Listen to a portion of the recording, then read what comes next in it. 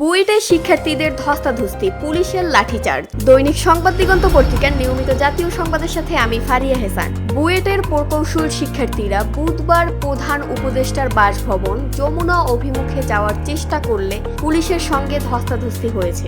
শিক্ষার্থীরা তাদের ৩ দফা দাবির পূর্ণতা না পাওয়ার প্রতিবাদে পূর্ব ঘোষিত লং মার্চ টু ঢাকা কর্মসূচির অংশ হিসেবে সকাল থেকে বিশ্ববিদ্যালয় প্রাঙ্গণে জমায়েত হন। বেলা 11:30টায় তারা টিএসসি হয়ে শাহবাগ পর্যন্ত মিছিল করেন এবং সড়ক অবরোধের মাধ্যমে অবস্থান নেন। শিক্ষার্থীরা স্লোগান দেন, ব্লকেট ব্লকেট, শাহবাগ ব্লকেট, জালো রে জালো, আগুন জালো, দিয়েছি তো রক্ত, আরো দিব রক্ত।